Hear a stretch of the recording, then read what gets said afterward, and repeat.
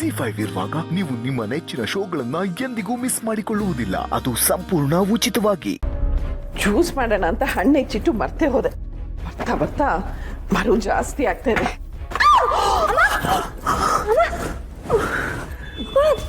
ಏನಾಯ್ತು? ಬನ್ನಿ.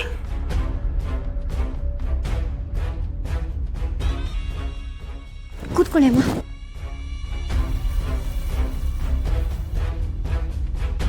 ಅಮ್ಮ ಏನಾಯ್ತು? ಯಾಕಂಗ್ ಕೂತ್ಕೊಂಡ್ರಿ? ಅದು ಮಿಕ್ಸಿ ಆನ್ ಮಾಡಿದ್ನಲ್ಲ, ಶಾಕ್ ಹೊಡಿತು. ಶಾಕ್ ಹೊಡಿತಾ?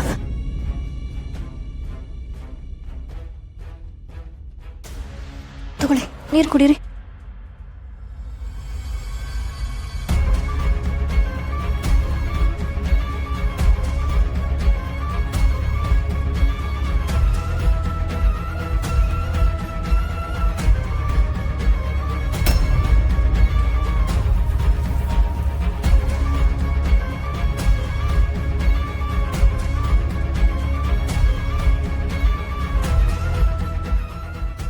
ಅಮ್ಮ, ನಾನು ಈಗಲೇ ಡಾಕ್ಟ್ರಿಗೆ ಫೋನ್ ಮಾಡ್ತೀನಿ. ಬೇಡ, ನಾವೇ ಹಾಸ್ಪಿಟಲ್ಗೆ ಹೋಗೋಣ ಬನ್ನಿ. ನನಗೇನೂ ಆಗಿಲ್ಲ ಪೂರ್ಣಿ, ಸ್ವಲ್ಪ ಸುಸ್ತಾಗ್ತಾ ಇದೆ ಅಷ್ಟೇ. ಒಂಚೂರು ನೀರು ಕೊಡ್ತೀಯಾ?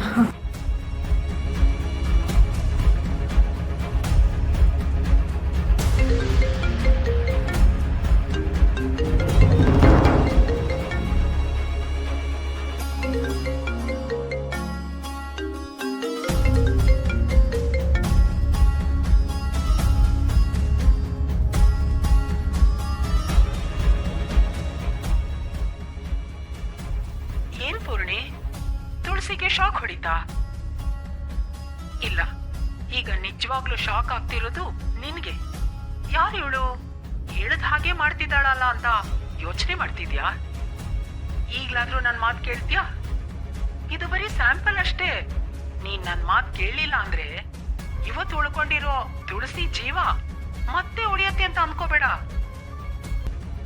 ಆಗ ಹೋಗೋದು 2 ಪ್ರಾಣ. ನಿನ್ ಮಡ್ಲಕ್ ಬರ್ಬೇಕಾಗಿರೋ ಮಗು ನೇರವಾಗಿ ಸ್ವರ್ಗಕ್ಕೆ ಹೋಗತ್ತೆ.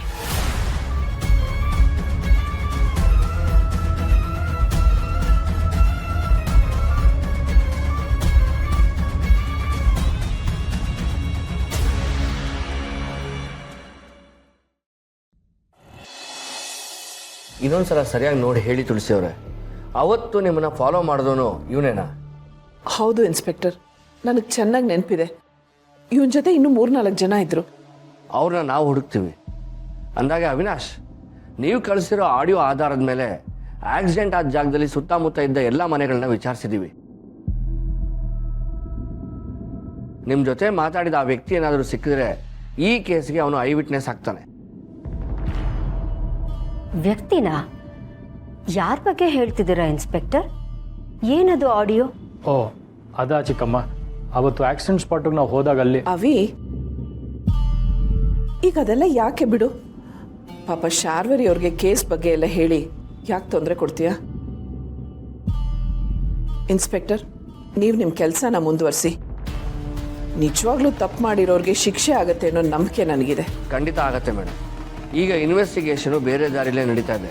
ತಪ್ಪು ಮಾಡಿದವರು ತಪ್ಪಿಸ್ಕೊಳಕ್ಕೆ ಸಾಧ್ಯನೇ ಇಲ್ಲ. ನಾನು ಬರ್ತೀನಿ.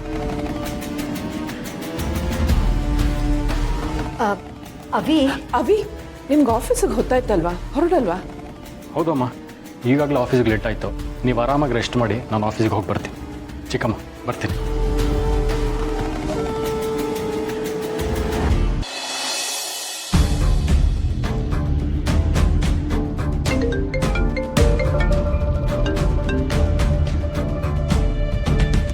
ನೀನೀಗ ನಾನು ಹೇಳ್ದಾಗ ಕೇಳಿದ್ಯಾ ಅಂತ ನಾನು ಅನ್ಕೊಂಡಿದ್ದೀನಿ. ಕೇಳಲಿಲ್ಲ ಅಂದ್ರೆ ಏನಾಗತ್ತೆ ಅಂತಾನು ನಿನ್ಗೀಗಾಗ್ಲೇ ಗೊತ್ತಾಗಿದೆ. ಈಗ ನಿನ್ಗೊಂದು ಪುಟ್ಟ ಪರೀಕ್ಷೆ ಕೊಡ್ತೀನಿ. ಯಾರು ನೀನು? ಯಾಕೆ ಹೀಗೆಲ್ಲ ಮಾಡ್ತಿದ್ಯಾ? ಯಾಕೆ ಏನು ಅನ್ನೋ ಪ್ರಶ್ನೆಗಳನ್ನ ಕೇಳೋದ್ ಬಿಟ್ಟು ನಾನೇನ್ ಹೇಳ್ತೀನೋ ಅದನ್ನ ಸರಿಯಾಗಿ ಕೇಳಿಸ್ಕೊ. ನಿನ್ ಗಂಡ ಅವಿ ಮನೆಗ್ ಬರ್ತಿದ್ ಹಾಗೆ ನೀನ್ ಅವನ್ ಮನ್ಸನ್ನ ನೋಯಿಸ್ಬೇಕು. ಏನ್ ಮಾಡ್ತೀಯ, ಹೇಗ್ ಮಾಡ್ತೀಯ ಗೊತ್ತಿಲ್ಲ, ಆದ್ರೆ ಅವನಿಗೆ ಬೇಜಾರಾಗೋ ತರ ನೀನ್ ನಡ್ಕೋಬೇಕು. ಏನು? ನನ್ನ ಗಂಡನ ಮನಸ್ಸಿಗೆ ನಾನು ಬೇಜಾರು ಮಾಡಬೇಕಾ? ಸಾಧ್ಯನೇ ಇಲ್ಲ. ಸಾಧ್ಯ ಇದೆ, ನಿನ್ನಿಂದ ಎಲ್ಲ ಸಾಧ್ಯ ಇದೆ. ನಿನ್ನಿಂದ ಸಾಧ್ಯ ಆಗಿಲ್ಲ ಅಂದ್ರೆ ತುಳಸಿ ಸಾವು ನಿನ್ ಕಣ್ಮುಂದೆನೆ ನಡೆಯುತ್ತೆ. ಅದು ನನ್ನಿಂದ ಸಾಧ್ಯ ಆಗುತ್ತೆ. ಅಯ್ಯೋ, ಹಾಗಾಗಬಾರ್ದು. ದಯವಿಟ್ಟು ಹಾಗೆಲ್ಲ ಮಾಡಬೇಡಿ. ಹಾಗಾಗ್ಬಾರ್ದು ಅಂದ್ರೆ ನನ್ನ ಮಾತನ್ನ ನೀನ್ ಕೇಳ್ಬೇಕು.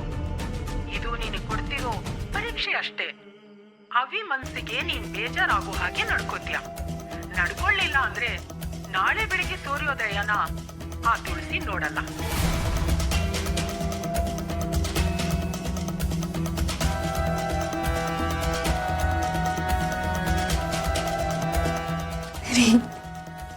ನಿಮ್ಮ ಮನ್ಸಿಗೆ ನಾನು ಬೇಜಾರು ಮಾಡ್ಬೇಕಾ? ಅದು ಹೇಗೆ ಸಾಧ್ಯ? ನಿಮ್ಮ ಜೊತೆ ನಾನು ಹೇಗೆ ಜಗಳ ಆಡ್ಲಿ? ಆದರೆ ಅಮ್ಮನಿಗೇನು ಆಗಬಾರ್ದು ಅಂದರೆ ನಾನು ನಿಮಗೆ ಬೇಜಾರಾಗುವಾಗ ನಡ್ಕೋಬೇಕು.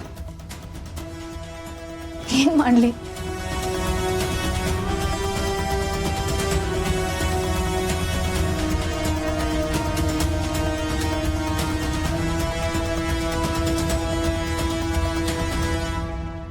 ಪುಣ್ಯ, ತುಂಬ ಹೊಟ್ಟೆ ಹಸಿತಾ ಇದೆ, ಊಟ ಹಾಕ್ಕೊಡು ಬಾ.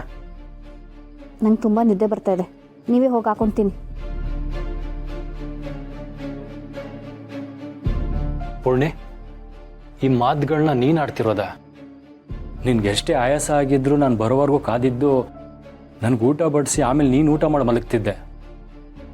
ಆದರೆ ಈಗ ತುಂಬ ಸುಸ್ತಾಗಿದೆಯಾ? ನೀನು ಹುಷಾರಾಗಿದೆಯಾ ತಾನೆ? ಯಾಕೆ ಈ ರೀತಿ ಡಿಸ್ಟರ್ಬ್ ಮಾಡ್ತಿದ್ದೀರಾ? ನಾನು ಆರಾಮಾಗೇ ಇದ್ದೀನಿ. ನಿದ್ದೆ ಬರ್ತಿದೆ ಅಂತ ಹೇಳ್ತಿದ್ದೀನಲ್ವಾ?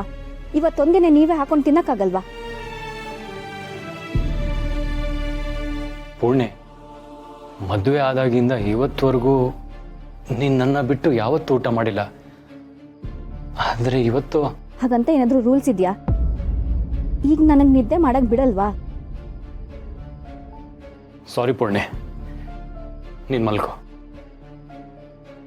ಅವಿ, ಬಾಪ ಊಟ ಮಾಡು. ಅಮ್ಮ, ನಂದು ಊಟ ಆಯ್ತು, ಆಚೆನೆ ಮಾಡಿ ಬಂದೆ. ನೀವು ಊಟ ಮಾಡಿ ಮಲ್ಕೊಳ್ಳಿ.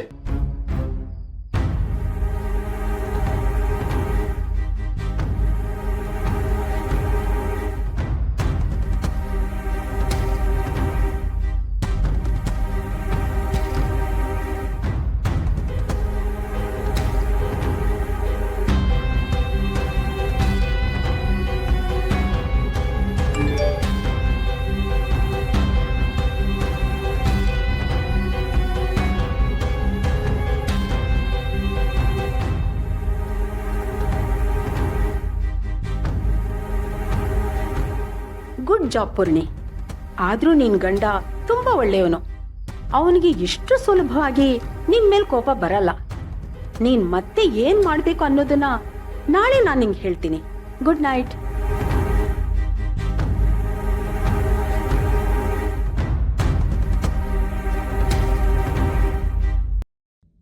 ZEE5 ಆಪ್ ಡೌನ್ಲೋಡ್ ಮಾಡಿ ಎಲ್ಲಾ ಸಂಚಿಕೆಗಳನ್ನು ಸಂಪೂರ್ಣ ಉಚಿತವಾಗಿ ನೋಡಿ.